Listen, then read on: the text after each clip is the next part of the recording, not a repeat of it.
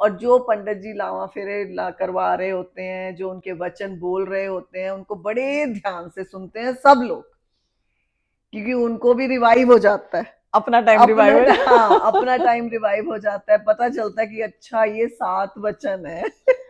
तो ये भी रिवाज इसलिए चला होगा कि देखो बच्चे बच्चों पे अब रिस्पॉन्सिबिलिटी आनी है, तो वो इसलिए वो वचन कहलवाते थे उनसे कि ये वचन मानो और आगे बढ़ो। बिल्कुल कि बिल्कुल। उनको थोड़ा सा उनके सिर पे, कई बच्चे बड़े लापरवाह होते हैं शादियों से पहले, लेकिन शादी एक बहुत बड़ी कमिटमेंट है। एक हम्म। दूसरे को संभालना, एक दूसरे की फैमिलीज की इज्जत रखनी है, रिस्पॉन्सिबिलिटी है। रिस्पॉन्सिबिलिटी है।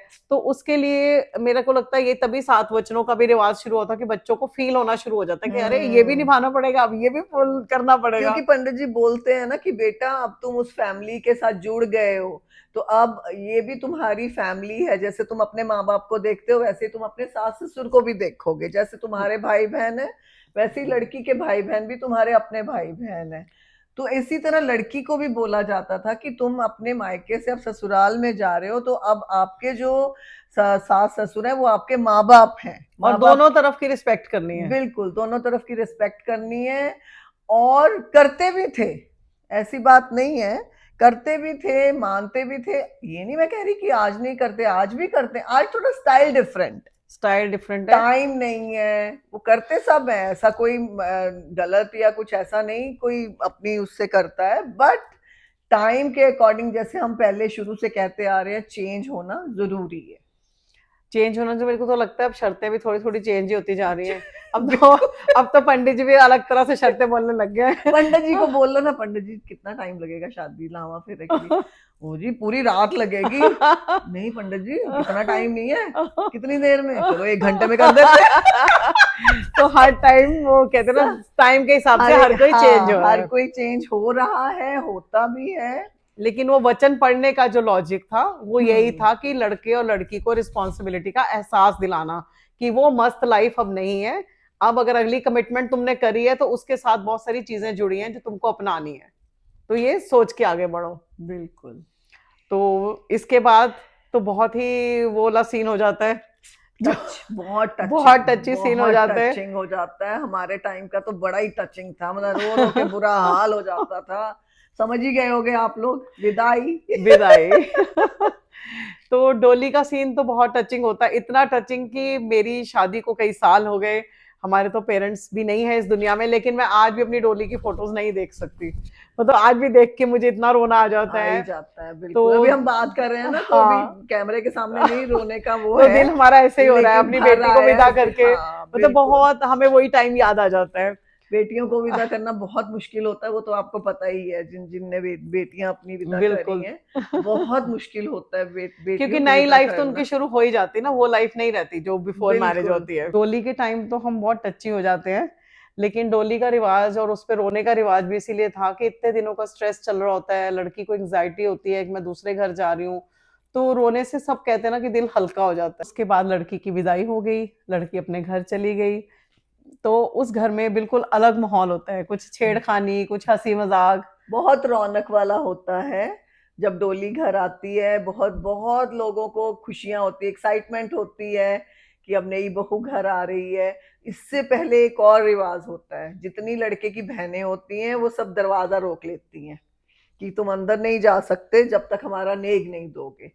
तो वो भी एक रिवाज है, वो भी बड़ा अच्छा लगता है, वो नेक देता है बहनों को। और फिर माँ आती है आरती का थाल लेके, वो आरती करती है, उनके लिए शुभकामनाएं करती है, उनको बेस्ट विशेस देती है, फिर उनकी एंट्री होती है।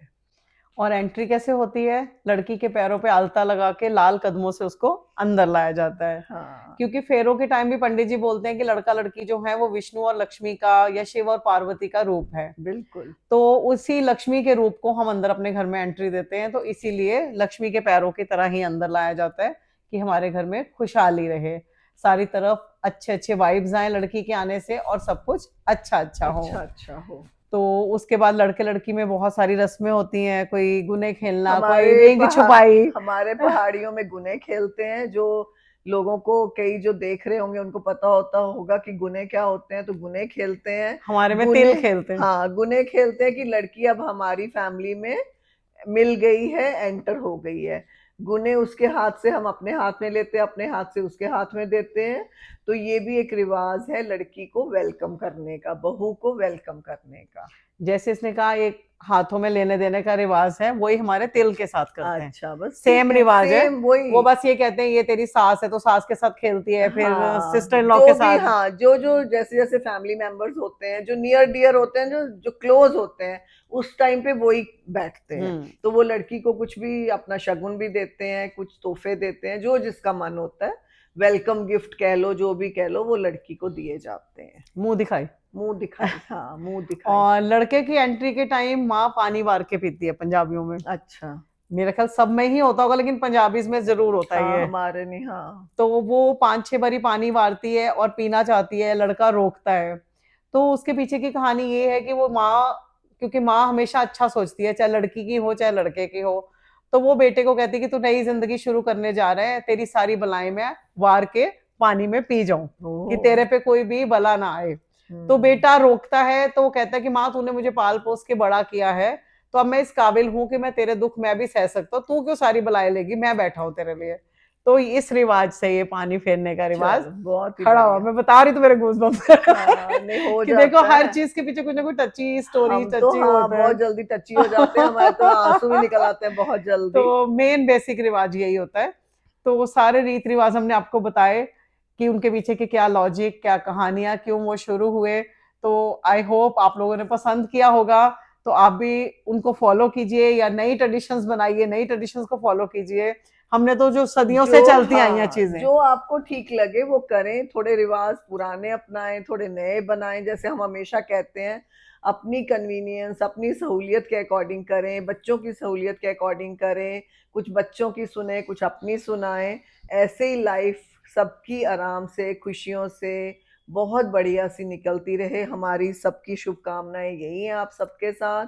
और सबके बच्चे खुश रहें, खुशहाल रहें, खूब तरक्कियां करें। और आप हमारा खूब शो देखें, बातों का हाँ, कारवा। कारवा हम थोड़ा देखते। टची हो गए कि विदाई और बेटों की बात हो रही थी, तो हम थोड़ा सा वो हो गए। लेकिन हम आपको ये कहेंगे खुश रहिए और हमारा देखते रहिए शो बातों का कारवा। कारवा। और लाइक कीजिए, सब्सक्राइब कीजिए हमें। और और अच्छे अच्छे कमेंट्स इस बार तो जरूर दीजिए, क्योंकि हमने बोला है आपको, आपके रिवाज, हमारे रिवाज क्या क्या सेम है, क्या क्या आपके और अलग से हैं, तो वो हमें जरूर बताइएगा। एंड यंग सबसे रहें, पहले यंग रहें। मलंग रहें। Age is just a number. Number.